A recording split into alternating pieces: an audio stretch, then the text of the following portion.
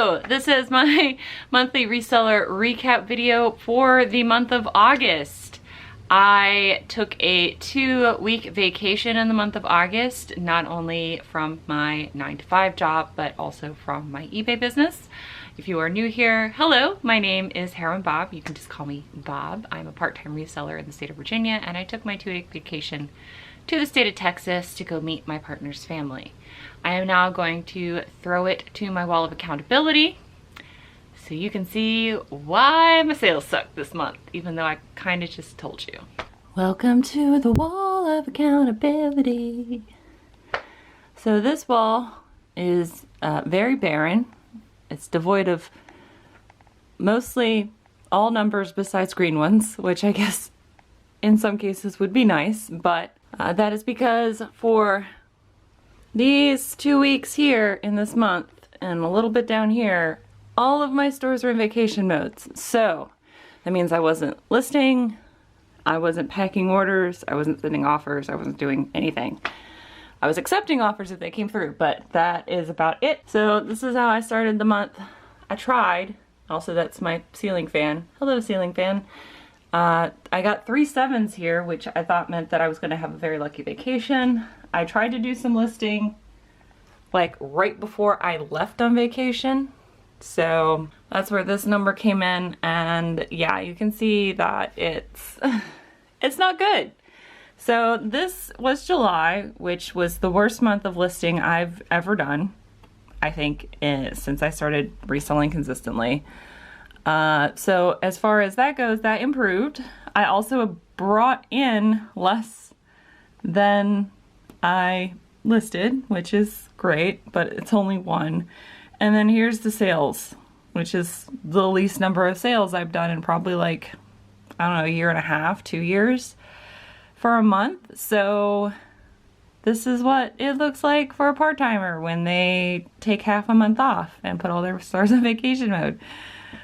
But yeah, so I got a lot to work to do for this last 4 months of this year. So as you saw, that the 2-week vacation did make a giant dent in my business, but that doesn't mean I didn't make sales. So I do these reseller recaps, one, to keep myself accountable to y'all, and so also y'all can actually see legit real numbers. I know not a lot of resellers share their actual net profit or all of their sources of income, but I do because I'm a part-timer, and also because I think there is a lot of like hype beast culture in the reselling business and or like fluff, because that gets clicks on YouTube and actual numbers don't. So unless they're like just insane, which I am not at that level, so chances are you're also not at that level. So here's some real numbers. So I normally start with my lowest selling platform first, and then I work my way up. So I had 2 sales on Etsy, and I made a net profit after fees, all the fees, cost of goods, and shipping. I made a net profit of $9.94 on that platform. Etsy, again, is my set it and forget it place where I have less than 50 items, so I don't really expect any sales. So when I get sales on that platform, very happy. The next platform is going to be Poshmark. I also put 0 effort into this platform, especially since both Etsy and Poshmark, when you put your store in vacation mode, you can make 0 sales. So it was only active for the first 2 weeks of the month. And I made 1 sale on there for a net profit of $10 even. And that is because Poshmark has a 20% fee. So pretty happy about that, especially since I think I shared my closet 3 times that entire month. That's pretty great. The next platform I am surprised by, like actually surprised by. I sold 2 things on Facebook Marketplace, which is weird for me. I have not had much success with that platform, although I have really only listed maybe like 6 things on that platform. And I made a net profit on Facebook Marketplace of $17.35. Just as a refresher, those 2 sales were was like a t-shirt, a cornhole t-shirt, from a thread-up box and also a vintage like foot tall Halloween blow mold, which I will link that video up above for that actual like breakdown of sales for that week that I got from an estate sale. Someone has gone live on Twitch. Yay. But yeah, so I guess I might need to put some effort into Facebook, because that's actually, I've sold 2 things this week on Facebook Marketplace. So maybe going to Q4, that should be some place I invest my time in. And then the next platform, my biggest platform, is eBay, and I made a net profit of $246.64 on eBay, which, considering in July I had like $1,200 on that site, and then this month I'm having $246 on that platform. That's a big departure. And again, that has to do with I sold 2 big ticket items last month, in addition to actually like putting normal effort into my business, and this month having my business closed for 2 weeks. So it really does matter how much effort you put into your business as to what you're going to get out of your business. So in these reseller recaps, I also like to talk about the goals that I've set myself for the year. I did make one change last month in one of my goals, which I will talk about later. So the first goal I set for myself was to get 1,000 subscribers this year. I reached that in February, and I've had some questions about where my history facts went. That is because for the month of August, I was having to pre-film stuff so that way I could keep my video schedule, which I'll talk about in a little bit, while I was gone on vacation. So I stopped doing my history facts. I haven't stopped doing them entirely, which is what I'm going to deliver to you now. So I actually have 1,500 subscribers on YouTube, on this YouTube channel, which goes to show that really the first 1,000 subscribers is the hardest to get. It took me 2 years to get to 1,000 subscribers and 6 months to get another 500 subscribers. So thank you all if you are still here watching me make reselling content. I do appreciate all of you. And to thank you, I would like to let you know my history fact. Random history fact for the year 1500, Common Era, or AD, depending on if you're religious or not. That is arbitrarily considered the end of the Middle Ages. You know, there are a lot of historical factors, socioeconomic factors, religious factors to go into when an era begins and ends. But, you know, round numbers are easy to remember, so most historians just stick with the year 1500 being the end of the Middle Ages. And we like round numbers here. So that is your history fact. I will continue the history facts going forward. I just was having to pre-film. So if I have to pre-film some stuff because I'm going on vacation or I'm having a bad POTS day, they might not happen, but I'm going to try to keep doing them. So also, one of y'all wonderful subscribers sent me a package. So I promised him I would open it on camera because he sent it while I was on vacation. So I'm gonna open this real quick. This is sent from Bill Tackett. Thank you very much. So we have lots of donated packing materials. Thank you, Bill. Oh, you wrap this how I wrap stuff, so I appreciate that very much. Was a set of 4 green Anchor Hawking tartan pattern highball glasses. Lovely. So I do need to wash these. But you can see this is called a tartan pattern. They don't really make this in colored glass anymore, especially not the green colored glass.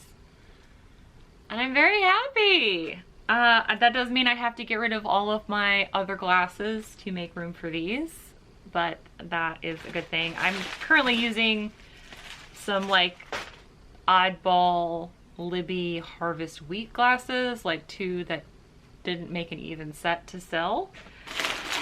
They sent 4 and nothing seems broken, so I will sell those. And then I also have a pair of Libby glasses that are like this yellow iridescence.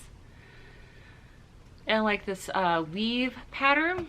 So I will just put those up for sale, and these will be my new drinking glasses. So thank you very much, Bill, for these. He told me what he was sending me because he'd asked a question about them. And I was like, oh, it's this. I love these things. I've been looking out for them. I find the clear glass tartan pattern in both low and highball all the time where I am, but I never find any of the colored glass. So thank you, Bill, and hopefully y'all learned a hard good to look out for, because that set of 4 glasses, I think he paid $4 for, and he could easily sell it for $20 plus shipping on eBay. So I appreciate you giving them to me as a gift instead of selling them. And I'm sure that the shipping was not cheap. So that was a very lovely gift, sir. And yeah. My second goal for this year was to get monetized. I am still not monetized, so if you see ads on my channel, that is YouTube monetizing my channel and not sharing any of the revenue with me. So if you'd like to skip those ads, please do so. Or if the ad interests you, please watch it. I mean, it makes no difference to me either way. I did get 376.3 hours of watch time this month. So with those hours added in, I should be monetized by the end of September, which is really lovely. So thank you all so very much for watching my videos this month. And again, I would also like to personally thank Amber Resells for going on my channel and doing a live chat with me. She's an amazing reseller, also just like a really cool person. And we love analytical ladies here on this channel. So thank you again very much, Amber, for being on my channel and spending a couple of hours of your life with me. My next goal, which is something that I changed last month, was to upload on every odd day. I changed that from doing 250 videos this year because that was an unrealistic goal, which I pushed for a very long time, and then I realized that I was burning myself out, and I think you all were also getting burned out watching my videos, and I was also like being very hard on myself about not achieving that goal. So since I have set that goal for myself, I have uploaded every odd day, as you are seeing this video on September 3rd. So it is an odd day. And that is what I'm going to do going forward. So I'm very happy about that, and I will continue to do so. So that's a big win for me. And thank you guys also for watching my videos on the odd days. And hopefully having the schedule makes things a little bit easier for you. So you have something to either look forward to or to expect on the odd days of the month.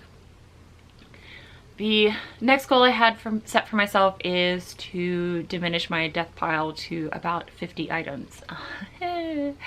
Well, I did, as you saw in my wall of accountability, decrease my death pile by all of 1 item. I'm gonna say like yes and also no, because I'm nowhere near the 50 mark. I mean, I probably have 200 pieces of clothing in my death pile alone. So I will like to let you all know that in September, I'm going to do the same thing that I did at the beginning of this year and not allow myself to source at all until I list 50 items. So every time I list 50 items, I will get to do sourcing. And it's actually something I'm going to continue to do throughout the end of the year, because I honestly have plenty of stuff to list, and I actually have a bunch of fall winter stuff to list as well. I have probably 50 jacket / fleece type items that I need to list. So that's what I'm going to do for the rest of the year, just letting you all know going forward to trying to help with my death pile goal. The next item I'm going to talk to you guys about, and the next goal I've set for myself, is to get to 500 listings on eBay. I know that, you know, the number of items listed is not as important as the number of items sold. I am quite aware of how numbers work.